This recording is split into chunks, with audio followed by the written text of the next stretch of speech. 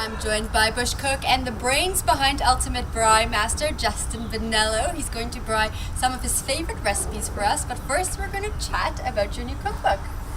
Yes. Well, welcome to this beautiful setting in Cape Town. I'm so happy to be out of the office and out of storerooms at the moment. I can imagine. My happiness comes when I'm on the open road, you know. And I think in some respects that's what the book is about. It's about being on the open road more than anything else, you know. It's, if I can talk, I think I've done 6 or 7 books now, and the first one is like your first kiss that you ever have, you know, you never really forget it. Mm-hmm. But this one is sort of, I feel like vintage me. It goes back a little bit to where I come from, who I am, more than the previous couple of books.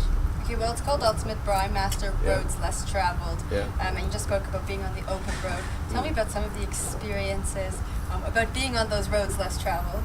Sure. You know, I consider myself quite lucky. I often tell my friends that I've seen more sunsets and sunrises in places they can only dream of. And really that's the trick about being out on the open road. My favorite parts are like when you're in the middle of nowhere, when you lose all that stimulation pollution, when there's no cell phone reception, when there's no internet, there's no computers, there's just you in these wide open spaces. And I think a lot of the time we get trapped in these urban environments, and it's not good for us. You know, we need to breathe. And I know some of us are already on a path where urban environments are these places of culture, education and learning and things. But to realize who we are as a species, you need those wide open spaces. Well, it sounds like an experience of a lifetime. Very much so. Back to the book, it's a compilation of recipes from season 2 of Ultimate Braai Master. For people who haven't seen the show, can you speak towards the quality of the recipes?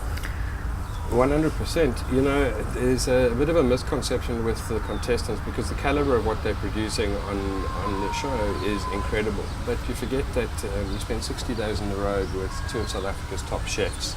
You're cooking every day. You either improve your game or you go home, you know. So when we're shooting the series, there's large contributions from Martinez and Battis, and I mean then again, you know, Battis, I think 6th or 7th year in a row, top 10 South African chef. Martinez, top 20, 4 years in a row. You know, they've got the kudos in that respect. But what's so nice is when you take 15 teams on the road and you've got 15 Braai Masters, and every group of friends has a Braai Master in that group, you suddenly start picking up tricks that you have never seen before in your life. And if you think about it, in your group of friends, you only ever see what they do. So you never expand your horizons really and come across other groups of friends and what they're doing. And Braai Master celebrates all these people from different walks of life, pulls in all their skill sets, and then we give that to you in a book. And everything from a humble lamb chop right the way to like a Jaffa waffle, finger food, you know, salads. It's I thought I was quite an accomplished cook until I went on the road and you start seeing and hearing all these type of things. So to be able to put that all together in a book is quite brilliant, and it taught me a lot as well. It's not your run-of-the-mill cookbook. What can anyone who picks up the book expect while flipping through the pages? I have an issue with cookbooks that have a photograph and a recipe next to them. You know, that's educational in many respects, and you can download that. If you're going to take the time and effort to put a book together, for me it must be a work of art. And my worst part about this book is that I felt it should have been more of a coffee table book than a paperback.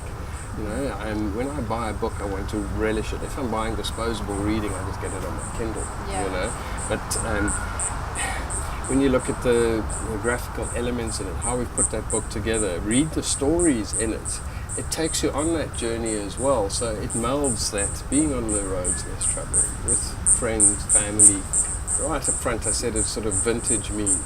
I think we have an obligation when we publish books that it mustn't just be something that someone picks up and then sits on the shelf. You know, my hope for all my books is that I see them dog-eared and pages torn out or recipes written books over. Are meant to be read. Exactly, that's what they. And I don't want to see, you know, this pristine one sitting on the shelf somewhere because then it's all pointless. Yeah.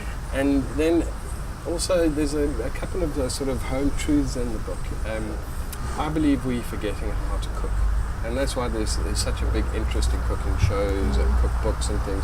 We don't learn the same way from our parents anymore and our grandparents how to cook food. Yeah.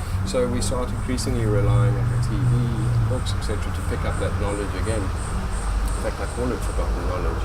And there's lots of that sort of forgotten knowledge there. That just like simple things. Spice your meat before or after you braai. And you can do both, you know.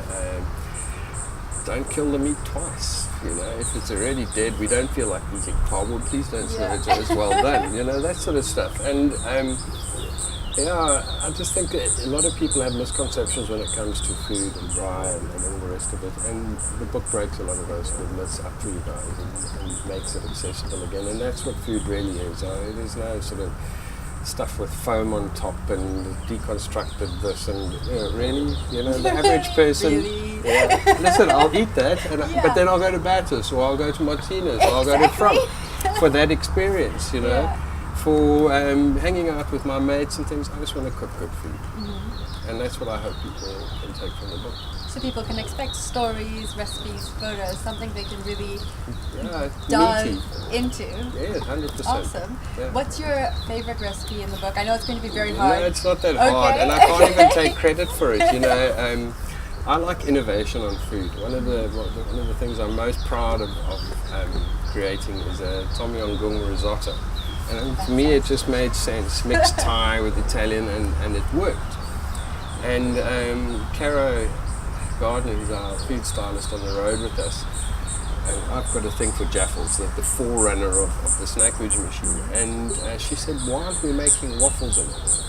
I like that little connection that you make, that light bulb moment with food where it makes perfect sense.